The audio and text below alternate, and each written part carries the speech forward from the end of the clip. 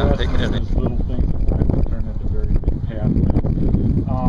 I like to build things and design things when I was in 10th grade in high school. And when I was 15, I met a gentleman at that time who was actually building his own home-built airplane in his garage.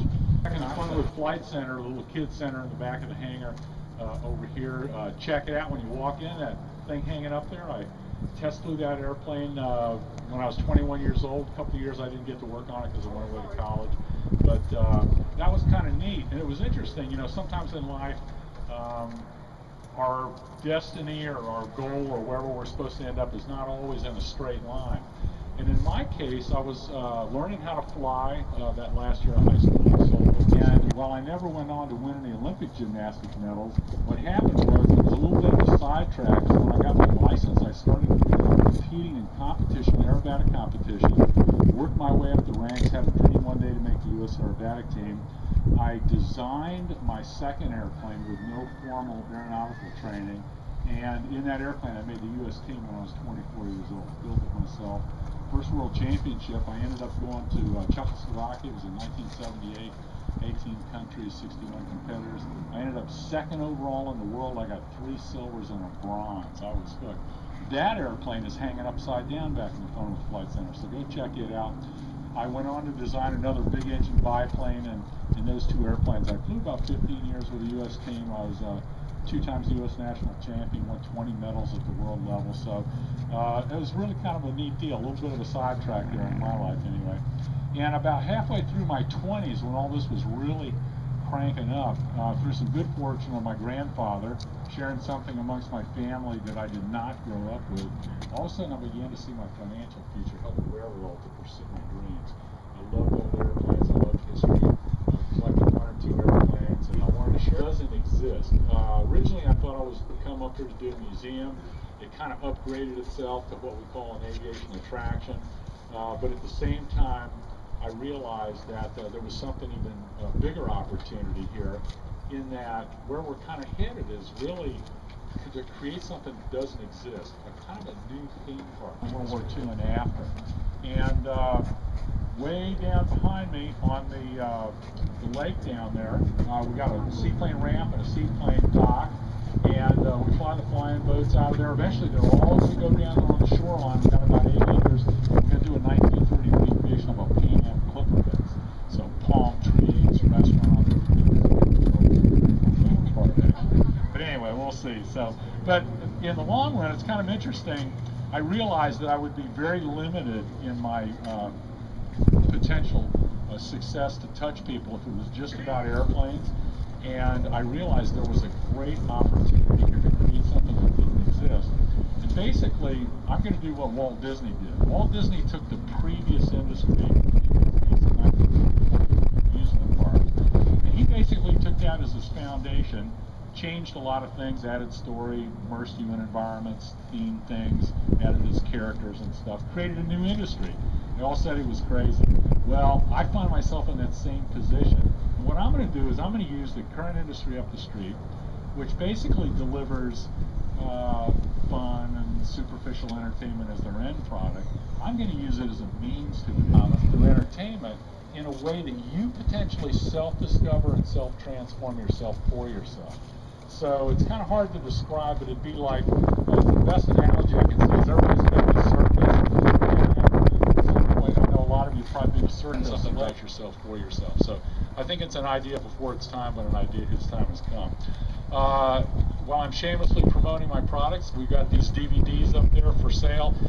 They actually show it for me. This was our frontline Allied fighter at the beginning of World War II.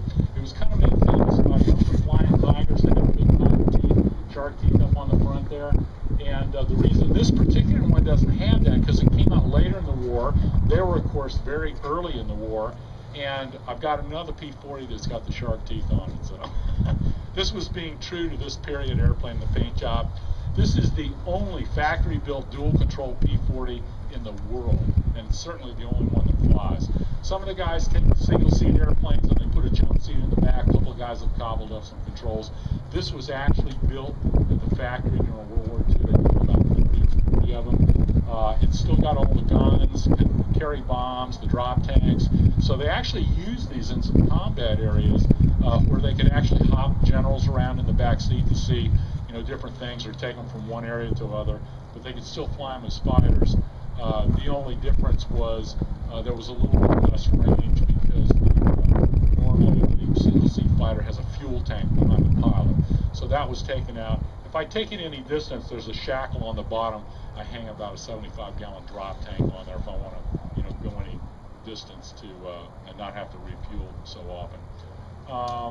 It has a 1,500 horsepower American Allison engine in it. It's a V12, liquid cooled. The reason it's got a big fat chin up there is because that's where the two coolant radiators and the oil cooler are. There's a little flap thing in there that I actually manually control in the cockpit to keep the temperatures within range.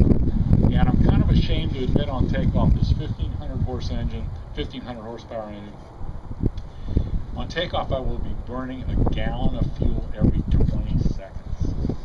I hate to say that in a fuel-conscious environment, but once I get, that's 180 gallons an hour. When I bring the throttle back and come back, get the gear up, get it all cleaned up for some flyby settings, it comes back to a very economical gallon per minute. And if you figure that out, it comes out to about 5 miles per gallon. Not as efficient as some of the hybrids today, but you got to admit you're going in style. Does anybody have any questions about my self-fantasy of flight?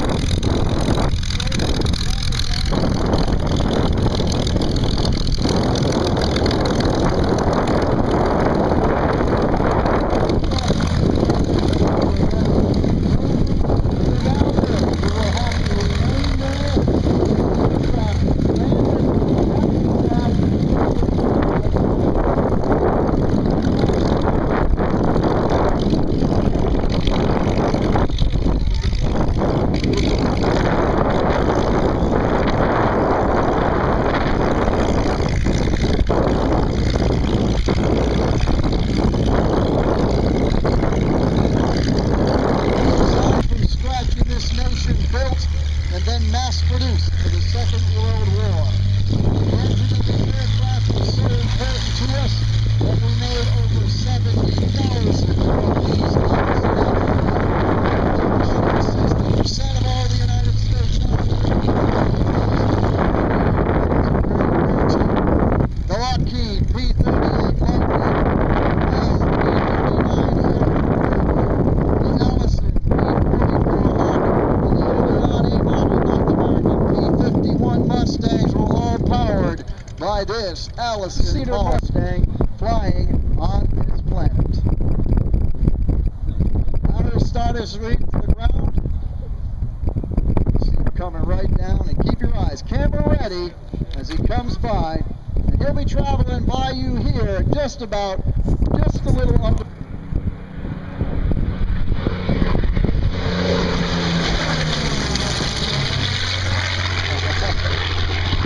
He comes over the fence, left wing down.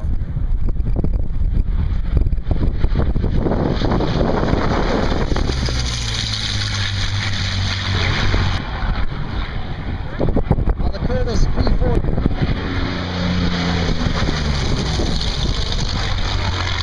Now remember, due to the age of the Earth,